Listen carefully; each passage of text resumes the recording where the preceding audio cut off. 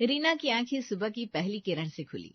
वो अपने नरम गद्दे पर लेटी हुई आंखें मुंदे मुस्कुरा रही थी। फिर वो अचानक उछलकर बैठ गई और जोर से गाना गाने लगी।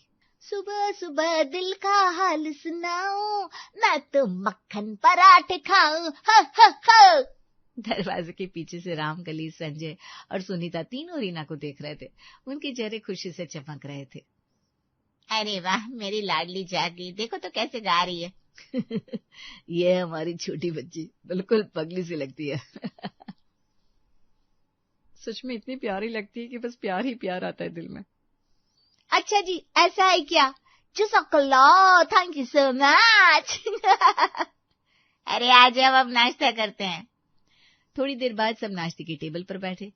टेबल पर सिर्फ एक प्लेट में रोटियां और एक कटोरी सब्जी थी। ये लो, रोटी सब्जी खाओ बेटा। अच्छा ये क्या है? सादी रोटी? मुझे पराठे चाहिए, मक्खन वाले, घी वाले पराठे।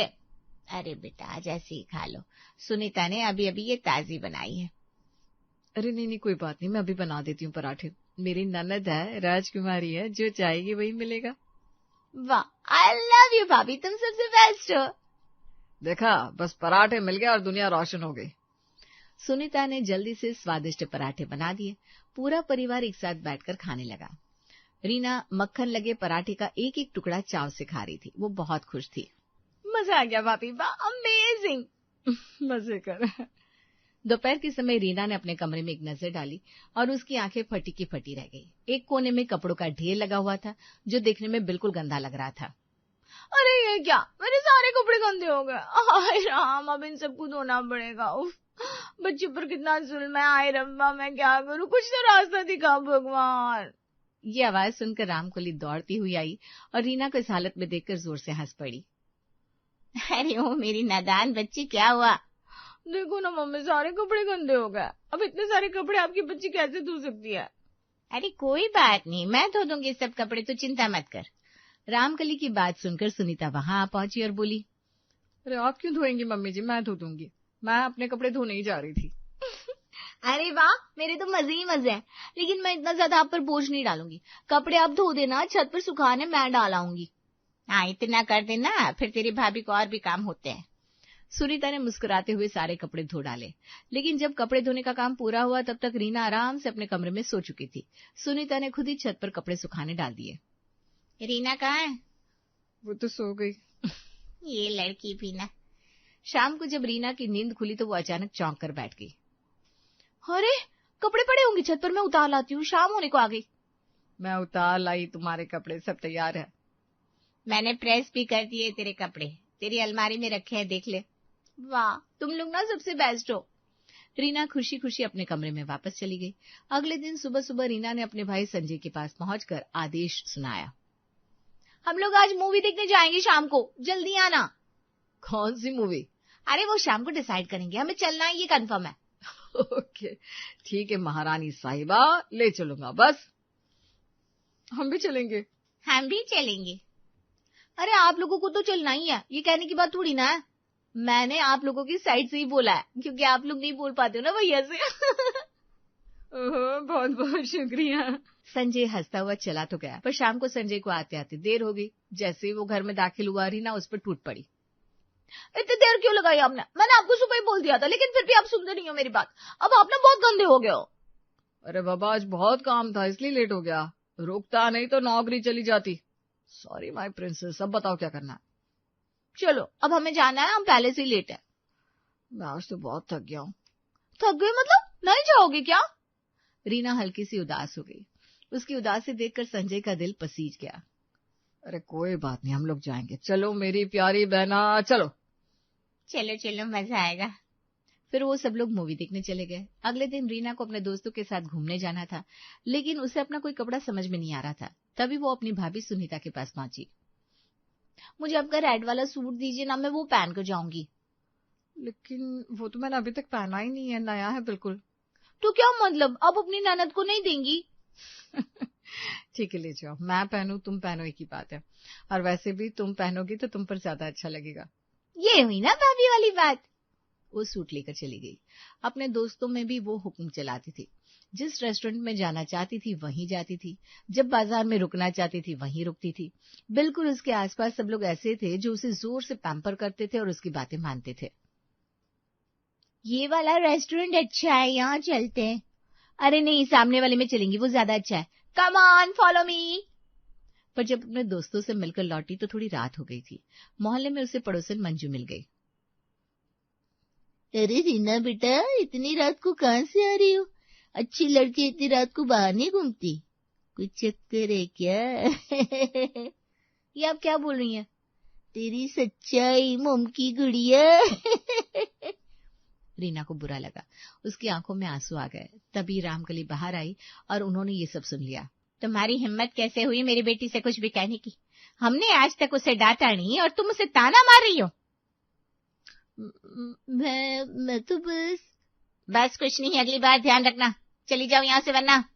मंजू घबराकर चली गई। रीना ने रामकली को गले लगा लिया। मम्मी आप सबसे बेस्ट हो। तू मेरी लाडली है बेटा, कोई तुझे कुछ कहे ये मैं बर्दाश्त नहीं कर सकती। चला जा अंदर आ। एक रात अचानक रीना ने घर में जोरदार शोर मचाना शुरू कर दिया। वो जोर जोर से गाने लगी और ऊंची आवाज में म्यूजिक बजाकर नाचने लगी। ओह रात बड़ी दीवानी है, आजा सजना नाच ले जमाना, हाय हाय हाय। पूरे घर में हलचल मच गई। सब परेशान हो रहे थे लेकिन कोई उसे मना नहीं कर रहा था। रामकली के सर में तेज दर्द हो रहा था। बहुत दर्द हो रहा है। रिमा आप ठीक तो है? मैं भी रीना से कहता हूँ गाने बंद करे। नहीं नहीं, बजाने दे। वैसे भी अब बहुत जल्दी उसकी शादी होने वाली है, फिर तो वो चली जाएगी। तब कहाँ ये शोर शराबा हमारे घर में होगा। कोई ना, जाने दो, एंजॉय करो तुम भी। कुछ कहना मत उसे। पर आपकी तबीयत खराब है, सर दर्द हो रहा है आपको। अरे कुछ नहीं होता, जाओ तुम लोग भी जाओ साथ में नाचो। अरे मम्मी आप। अरे चुप रहना, जा नाच बेटा। रामकली खुद उठी और रीना के साथ नाचने लगी। पूरा घर गाने बजाने से गूंज उठा। मेहंदी लगा के रखना, डोली सजा के रखना, लेने तुझे अगोरी आएंगे तेरे सजना। क्या बात है मम्मी जी, मुझे नहीं पता था आपको इतना अच्छा डांस आता है। मेरी मम्मी तो अपने जमाने की हेलन है। और मैं अपने जमाने की कटरीना कैफ। कुछ दिन बाद रीना की शादी का रिश्ता तय हुआ। उसकी शादी पवन नाम के लड़के से तय हो गई। तुझे ये लड़का पसंद तो है ना? बिल्कुल भी परेशान होने की जरूरत नहीं है। अगर अच्छा ना लगे तो मना कर देना। नहीं मम्मी, मुझे पवन पसंद है, मैं इन्हीं से शादी करूंगी। मुझे तो यकीन नहीं हो रहा कि हमारी गुड़िया इतनी बड़ी हो गई कि अब इसकी शादी की बात हो रही है। लड़कियां ऐसे ही तो बड़ी हो जाती है बहुत जल्दी। फिर कुछ ही वक्त में रीना की शादी पवन से हो गई। विदाई का समय था।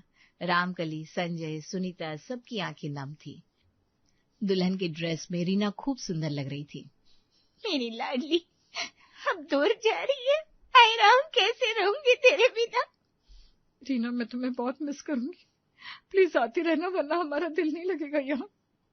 मेरी प्यारी बहन, तुम्हारी याद आएगी हर पल। अब जाओ वरना मैं रो दूंगा। मैं तुम सबको बहुत मिस करूंगी, बहुत ज्यादा। आखिर रीना की विदाई हो ही गई। रीना ससुराल पहुंच तो गई लेकिन उसे कुछ नहीं पता था कि ससुराल में कैसे रहना है। वो वैसे ही रह रही थी जैसे मायके में रहा जाता है। अगले दिन वो बड़े आराम से सुबह उठी। उसकी सास शांति ने देखा तो चेहरे का रंग बदल गया। बेटा ऐसा करना गलत है, जल्दी उठा करो, देखो कितनी देर हो गई है, 9 बज रहा है। अच्छा, पर मेरे मायके में तो मैं देर से ही उठती थी। ये तुम्हारा मायका नहीं है, यहाँ जल्दी उठकर नाश्ता बनाना होता है, पति को देखना होता है, घर के 1000 काम होते हैं। रीना को इस तरह से कभी किसी ने नहीं समझाया था, ना ऑर्डर दिया था। वो थोड़ी सी उदास हो गई और बोली, पर मैं तो। पहले मेरी बात सुनो, अपनी बात बीच में मत बोलो, गलत बात होती है बीच में बोलना। रीना चुप हो गई। उसे बड़ा अजीब लगा क्योंकि उसने कभी न डांट का मजा चखा था और ना ही ऐसे कुछ समझाए जाने का। रीना को बुरा लगा लेकिन कुछ बोल नहीं पाई। इसके बाद अचानक उनका पड़ोसी गौरव आ गया। अरे नई बहू कैसी हो? मस्त हूँ, आप बताइए। मस्त। अरे ये नई बहू है क्या? कैसे बोल रही है, बच्चे जैसी लग रही है। गौरव का ताना रीना को बड़ा बुरा लगा। उसने इसी तरह की 1-2 बातें और करी और चला गया। मम्मी जी, उन्होंने मुझे ताना मारा, आपने कुछ कहा भी नहीं। वो मजाक कर रहा था, मैच्योर बनो थोड़ा, हर बात पर रिएक्ट नहीं करते। पर मम्मी जी, उसने गलत नहीं कहा था। तुम सचमुच बच्चों जैसी तो कुछ समझाओ तो तुम्हारे समझ में नहीं आता। रीना उदास हो गई। फिर उस दिन उसकी ननद बिंदिया ने कपड़े धुने डाले थे। उसने रीना से कहा, भाभी मैं जरा बाहर जा रही हूँ, आप 5 बजे तक कपड़े उतार लाइएगा। ठीक है, ले आऊंगी। पर शाम के 7 बज गए, वो कपड़े उतार कर नहीं लाई। रीना, बिंदिया ने कहा था ना कपड़े उतार लाना, तुम लाई नहीं। अरे मुझे तो याद ही नहीं रहा। याद रखना पड़ता है, रखा करो याद, समझी। ये सुनकर रीना को लगा शांति ने उसे डांटा है। वो अचानक रोने लगी। हाय, मुझे डांट रही है, मैंने क्या किया? अरे ये क्या, मैंने एक नॉर्मल बात बोली, देख तो बिंदिया। भाभी अब चुप हो जाओ, मैं लाती हूँ। बिंदिया चुपचाप छत पर गई और कपड़े उतार कर ले आई। रीना अब भी सिसकियां भर रही थी।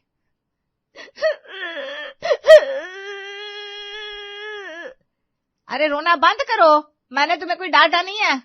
पर आपने गुस्से में बोला था। भाभी चाय लाऊं? अजीब है भाई ये तो। अगली सुबह रीना फिर देर से उठी। पवन उठकर बैठा हुआ था और नाश्ते का इंतजार कर रहा था, लेकिन उसे नाश्ता नहीं मिला। वो थोड़ा फ्रस्ट्रेशन में रीना से पूछ बैठा, तुमने नाश्ता नहीं बनाया क्या? ऑफिस के लिए देर हो रही है मुझे। रीना को लगा वो पूछ नहीं रहा है बल्कि डांट रहा है। वो अचानक से रोने लगी। मुझे मायके में देर से उठने की आदत थी, इसलिए देर हो जाती है उठने में। इसका मतलब ये नहीं कि आप मुझे ऐसे डांटोगे, इतना रूडली बोलोगे। हाय माँ। अरे ऐसा भी क्या बोल दिया जिस पर इतनी बुरी तरह से रोना? मैं तुम्हें डांट नहीं रहा था, बस पूछ रहा था क्योंकि इरिटेट हो गया था। थोड़ी देर और हो जाएगी तो बॉस चिल्लाएगा ना। पवन ने रीना को चुप कराया और समझाया। शांति और बिंदिया भी आ गए। उन दोनों ने आकर उसे चुप कराया। उसके बाद उसने नाश्ता बनाया। इससे आखिर दिक्कत क्या है? ये रोना क्यों शुरू कर देती है हर बात पर? कल भी रो पड़ी थी। बेचारी रीना के लिए ये सब ऐसा हो गया था जैसे कोई बहुत बड़ा जुल्म चला हो। कल शांति ने कहा, आज पवन ने कह दिया। उसे समझ में नहीं आ रहा था क्या करूं, तो उसने अपनी मम्मी रामकली को फोन लगाया और उनसे बात करने लगी और उनसे शिकायत करने लगी। मम्मी, पवन ने मुझे डांटा, नाश्ता ना बनाने के लिए बोलो। हाय, मैं कैसे रहूंगी यहाँ? अरे बेटा कोई बात नहीं, हो जाता है, तुम रो मत, शांत हो जाओ। यहाँ ये लोग ना प्यार से नहीं रूडली बोलते हैं, मुझे रोना आता है।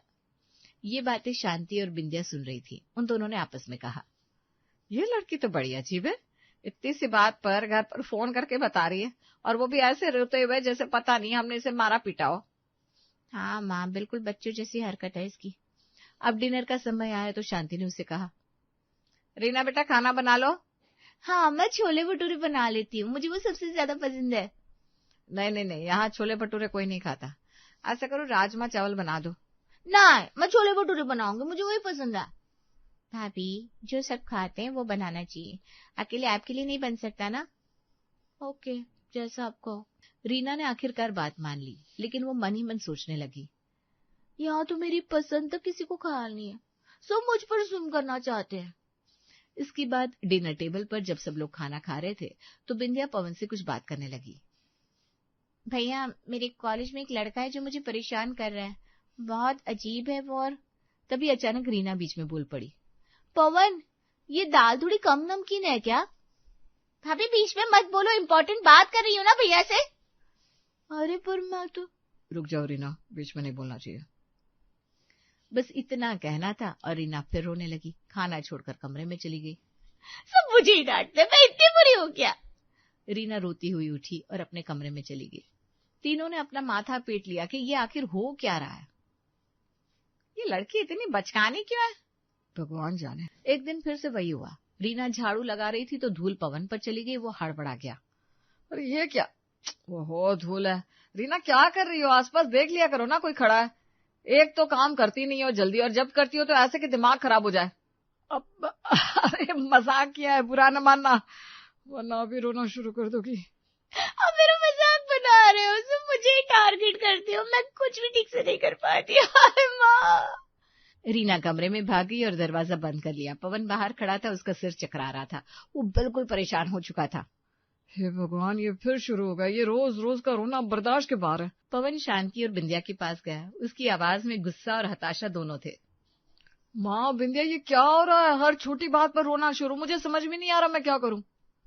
बेटा तू परेशान मत हो, ऐसा कर इसके घर फोन लगा और इसकी मम्मी से बात कर। हाँ भैया, शायद रामकली आंटी से समझा पाए, हमसे तो ये सुनती नहीं है। ठीक है, अब यही एक रास्ता बचा है।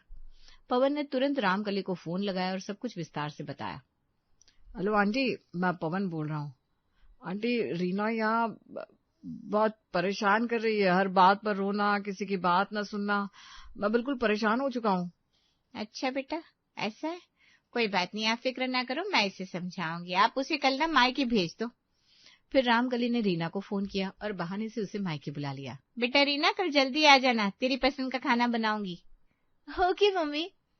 मायके पहुंचने पर रीना ने अपना सारा दुखड़ा रोना शुरू कर दिया। मम्मी मासूम मुझे ताने मार दे, मेरी कोई इज्जत नहीं करता, पवन भी अब मेरी बात नहीं सुनता। बेटा बैठो, पहले मेरी बात ध्यान से सुनो। रामकली ने रीना को बिठाया और समझाना शुरू किया।